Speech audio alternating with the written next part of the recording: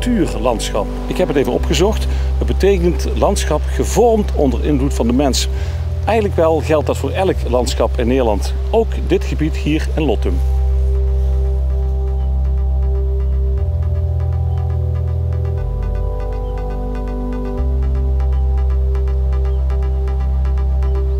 Natuurgebied Het Kaldenbroek. Daar zit de term broek in. Dat betekent, Bart, dat hier vroeger nat is geweest, hè? Ja, en nog steeds zelfs. Ja, broek staat voor moerasgebieden. En Kaldenbroek is typisch moerasgebied. Het is een oude Maasmeander. Dus de Maas heeft hier ooit gestroomd, duizenden jaren geleden. En de restanten zien nog een hele natte weilanden, natte bossen.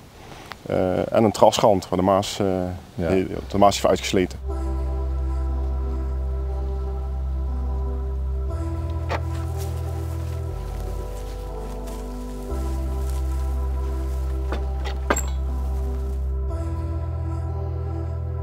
We zijn nu in de natte hooilanden en dit is blauwe knoop. En dat is een van de planten die nog tot in de herfst kan bloeien. De laatste nectarbron, dus alles duikt hier nou op. Dit vertelt een beetje ook het succesverhaal toch van jullie aanpak. Absoluut. Toen in de jaren 70 is het een gebied in kaart gebracht. En er was nog één klein stukje waar nog wat bijzondere planten stonden die typisch zijn voor moerasgebieden als dit. En inmiddels hebben we dat beheer weer opgepakt, want het beheer was destijds verwaarloosd, zeg maar. En nu zijn we meer hoeken gaan maaien met ook speciale machines, omdat het een moerasgebied is, met rupsmachines. En nu zien we dat dit soort planten zich enorm uitbreiden. Heel typisch is eigenlijk de dotterbloem. Dus heel vroeg in het voorjaar bloeit die mooi geel. En later na het seizoen komen dan de orchideeën. Hier staan de 3 soorten wilde orchideeën. De naam wordt ook wel blauwgraslanden genoemd. En dat heeft eigenlijk te maken met de kleur. Dus blauwe zegge, die heeft een beetje een grijs-blauwe kleur. En dan heel veel blauwe bloeiers, zoals deze blauwe knoop. Een beetje paars bijna, hè? Ja, dus dan hebben we eigenlijk weer de zweem is een beetje blauwig. En dan wordt het ook wel blauwgraslanden genoemd. Maar die zijn eigenlijk zeldzaam geworden. Die vind je alleen nog maar in natuurgebieden.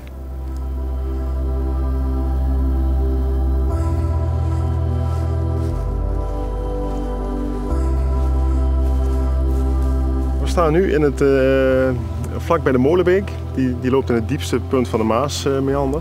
Maar die hebben ze ook wel proberen recht te trekken om voor de landbouwfunctie water af te voeren.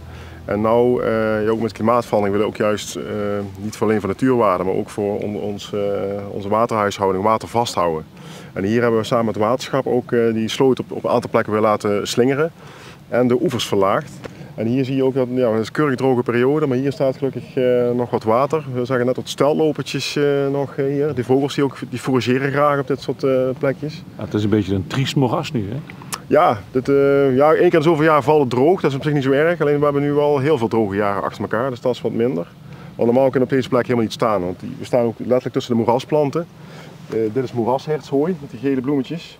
Ja, normaal sta je hier, zouden we natte schoenen hebben. Ja. Hoe is het met beheer? Want ik zie wel dat er verschil is tussen die kant en deze kant. Ja, sommige hoeken die maaien we en daar maken we ook variatie in. Om die bloemenrijkdom terug te krijgen maaien we wel 2 keer per jaar. Sommige stukken als ze te ruig, te rijk zijn. Ja. En andere stukken die maaien we 1 keer per jaar. En dan hebben we ook een tijd van het jaar nog insecten en bloei. En hier hebben we dus een stuk afgeschraapt. Want soms is die bovenlaag zo voedselrijk dat de bloemen het eigenlijk niet meer zo goed doen. En dan moet je dat eraf halen om weer een nieuw soort rijkdom te krijgen. Ja, en waarom dat verschil? Juist om die rijkdom? Ja, we willen juist die variatie hier houden. En dan moet je niet overal precies hetzelfde doen. Dan moet je afwisselen.